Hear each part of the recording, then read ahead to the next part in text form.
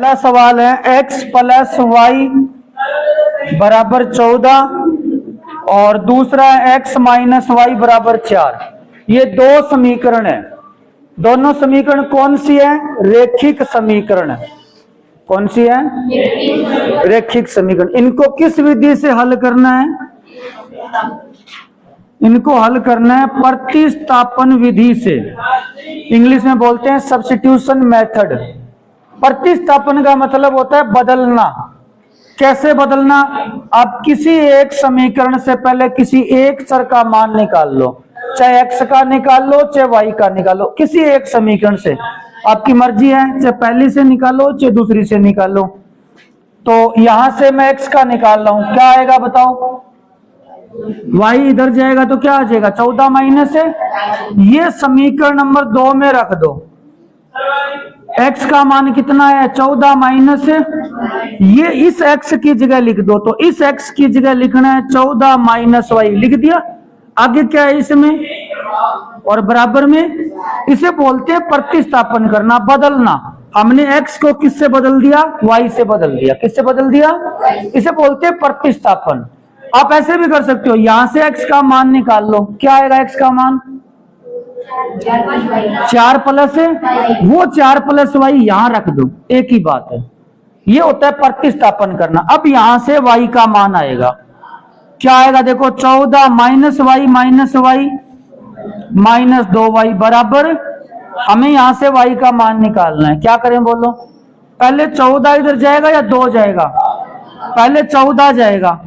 यहां क्या बचेगा बताओ? 14 तो इधर चला जाएगा। माइनस में 2y बचेगा, बराबर में 4 और माइनस 14।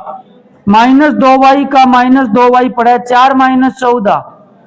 माइनस से माइनस गया, दोनों साइड 2 लगा दो भाग में, तो y का मान क्या आया? 5। ये y का मान 5 आप पहली वाली समीकरण में रख दो। अभी हमने दूसरे समीकरण को हल किया ना, इसमें मत रखना, पहली वाली समीकरण में रख दो, या दूसरी में रखना चाहो इसमें भी रख सकते हो। रख दो, चलो इसमें रखो x माइनस y का मान, y का मान 5 कर दो, बराबर में 4। कितना आया x का मान? माइनस 5 इधर जाएगा तो प्लस 5 प्लस 4 कितना हो गया? अतः हमारा हल लिखना है ऐसे फाइनल जवाब। अतः हल x बराबर 9 है और y बराबर क्या है? चेक करो ये सही है क्या? कैसे चेक करोगे? x का मान 9, y का मान 5, 9 और 5 14 बराबर 14। इसमें रखो x का 9 माइनस 5, 9 माइनस 5 कितना होता है? और बराबर में भी कितना है? आगे जब बराबर का निशान चल रहा हो तो आप इधर ये निशान लगाओगे जिसको बोलते हैं विच इंप्लाइज। ये निशान लगाओ। ये कब लगता है? जब आगे क्या चल रहा हो? बराबर। और आगे बराबर ना हो तब बराबर लगाओ। और नई लाइन जब भी शुरू करो चुंकी लगाया करो। समझ गए? एक आधा सवाल और कर लेते हैं ऐसा। जैसे 2 नंबर सवाल देखिए, s माइनस टी बराबर 3 और फिर लिखा है s बटा 3 प्लस में t बटा 2 बराबर 6। किस विधि से हल करना है? पहले इस समीकरण को सही करना पड़ेगा। ये समीकरण नंबर 1 है। आप चाहो तो यहां लिख सकते हो गिवन इक्वेशन, यानी दी गई समीकरण है। दूसरी समीकरण सही करो। बटे में 3 और 2 है, मुझे हटाना है 3 2। कैसे हटाऊं? या तो लघुत्तम ले लो, एलसीएम क्या आएगा? 6। या एक काम करो, ऐसी संख्या का गुणा कर दो कि वो उससे 3 भी कट जाए और 2 भी कट जाए। 6 का गुणा कर दो। किसका गुणा कर दो? 6 का गुणा। अब 6 का गुणा कर रहा हूं मैं, क्या बनेगा देखो? 6s बटा 3 प्लस में 6t बटा 2 बराबर 6 छिका 36।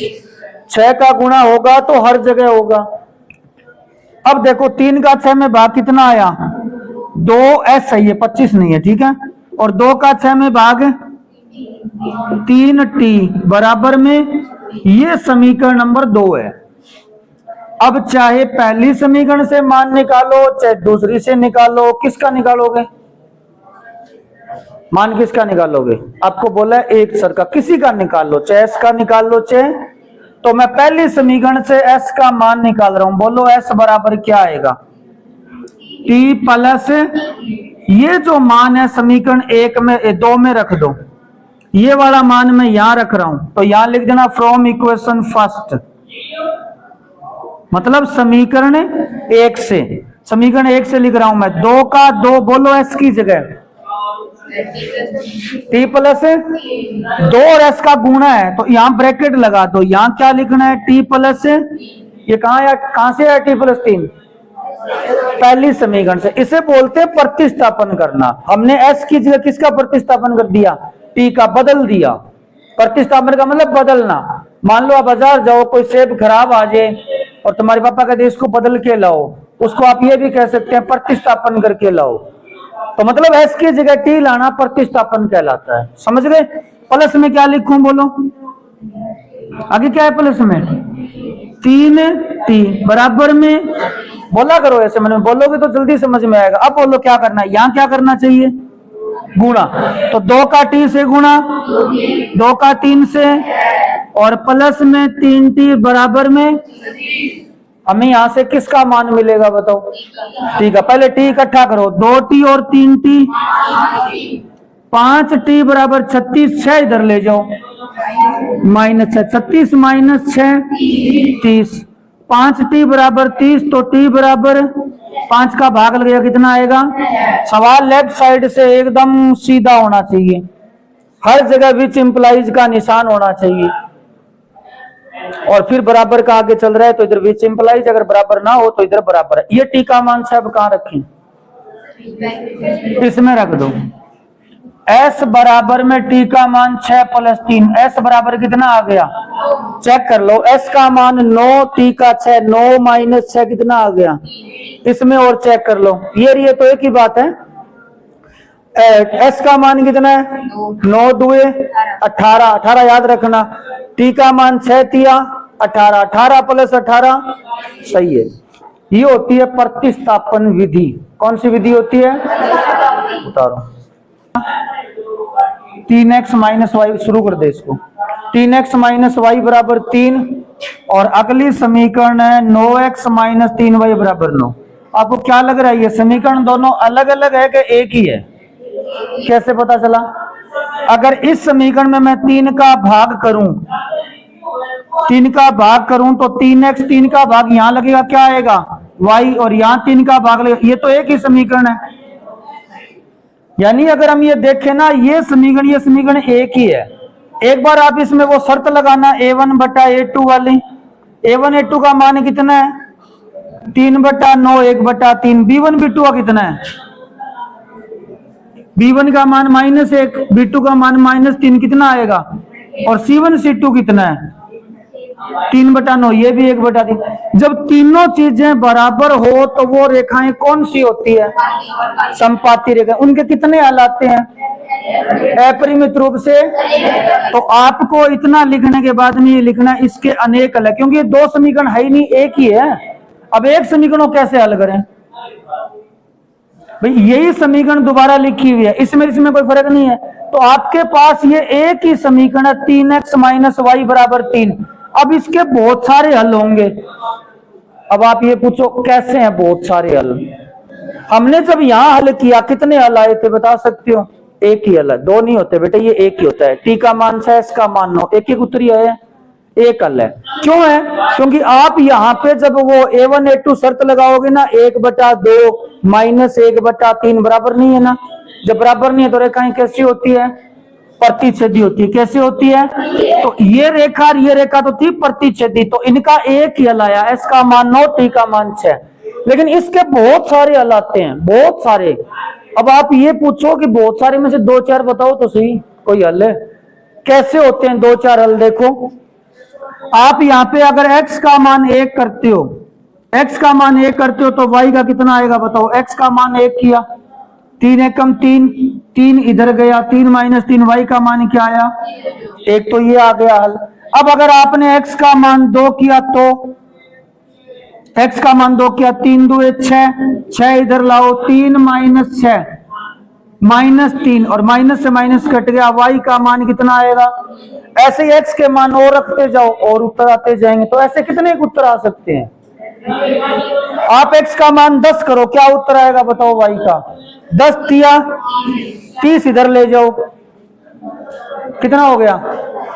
अरे 30 इधर जाएगा, 3 minus 30 minus 27, minus 27 minus y, तो y का मान कितना आ गया? ये तो एक और उत्तर आ गया। ऐसे उत्तर आते ही जाएंगे, इसीलिए तो बोलते हैं इसके अपरिमित रूप से कितने हल होते हैं? अनेक हल होते हैं। तो इसका वैसे कोई हल नहीं आएगा, आपको इतना ही लिखना है, ये दोनों रेखाएं संपाती हैं। कौन सी रेखाएं हैं ये? संपाती है, इसलिए इसके अपरिमित रूप से क्या हल होंगे? अनेक हल होंगे। बस इसका ये जवाब लिखना है, ठीक है। 3 पहले का चौथा सवाल है 0.2x प्लस 0.3y बराबर 1.3। दूसरी समीकरण है 0.4x प्लस 0.5y बराबर 2.3। सबसे पहले पॉइंट हटाएंगे, और पॉइंट हटाएंगे तो बटे में क्या लगेगा? 10।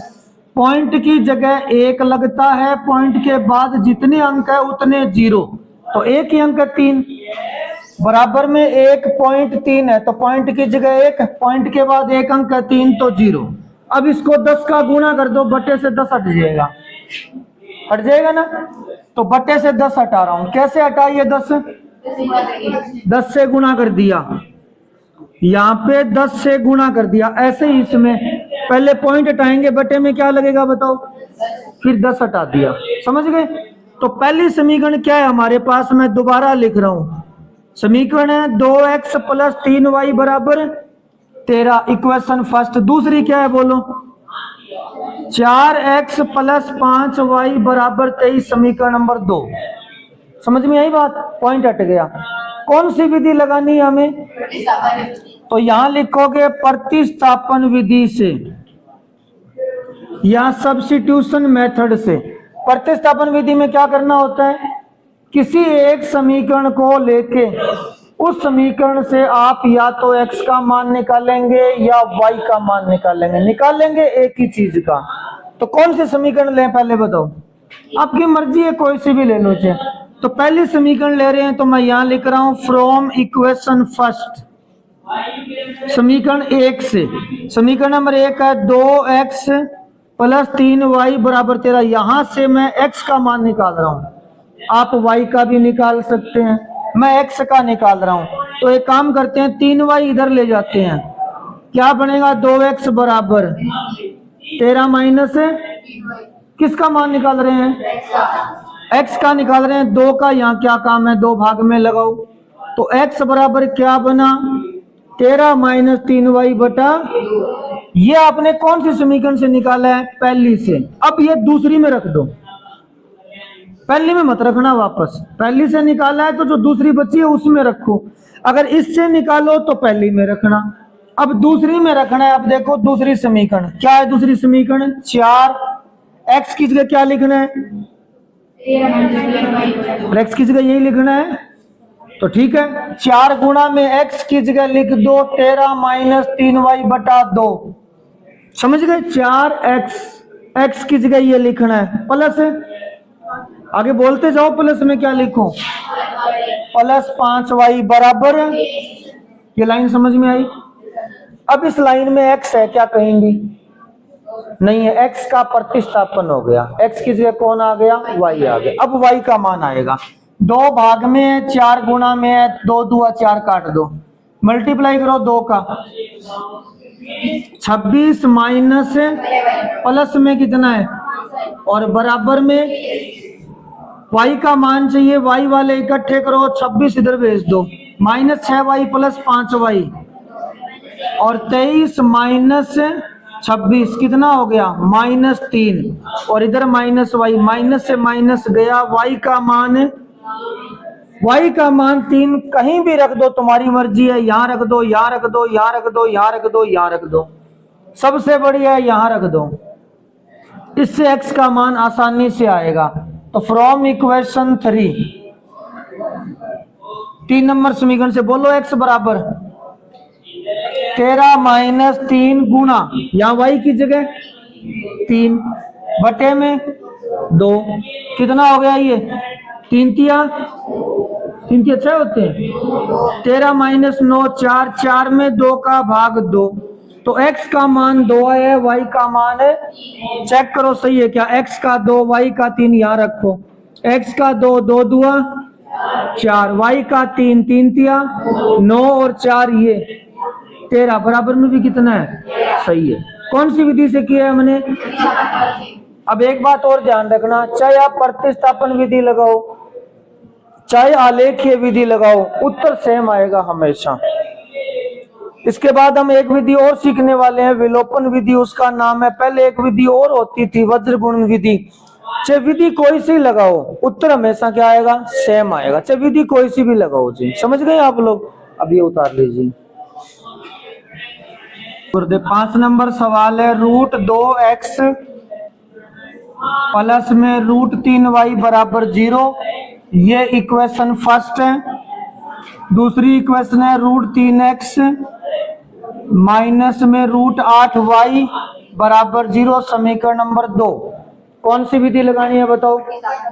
और प्रतिस्थापन विधि में आपको बताया है क्या बताया है एक समीकरण से किसी एक चर का मान निकालो चाहे x का निकालो चाहे y का निकालो कोई सी समीकरण से निकालो आपकी मर्जी है।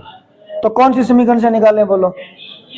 दूसरी से निकाल दें पहली में रख देंगे तो दूसरी समीकरण से निकालूं किसका ये और बता दो। x का निकाल लेते हैं। तो x का निकालना है इसका मतलब क्या है x को पकड़ के रखो बाकी सारा सामान इधर। x का मान निकालने का मतलब ये होता है x को पकड़ के रखो इस साइड बाकी सारा मैटर उधर ट्रांसफर कर दो।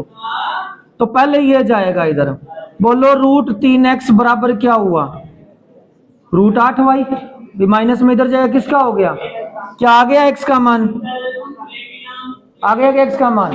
x का मान का मतलब x के बराबर में आना चाहिए सर। अभी √3x है तो x बराबर क्या होगा बोलो √8y ये कहां जाएगा √3 भाग में।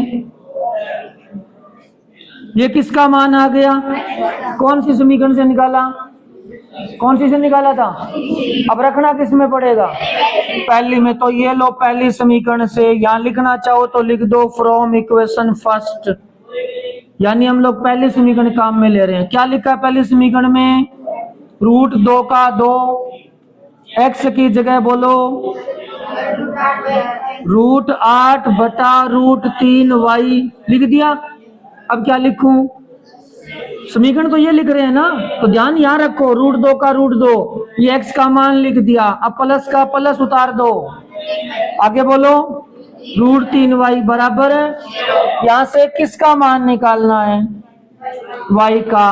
तो y यहां भी है y यहां भी है जोड़ दो। ये जोड़ें कैसे काम करो y कॉमन ले लो y दोनों जगह y कॉमन ले लिया क्या बचा यहाँ पे √2 का √8 से गुना √16 बटे √3 y बाहर गया प्लस में क्या बचेगा बराबर में। अब मेरी बात सुनो ये जो समीकरण है ना ये समीकरण ये ऐसे है 6x प्लस 7x बराबर 0 ऐसे ही तो है सॉरी y में है 6y प्लस में 7y।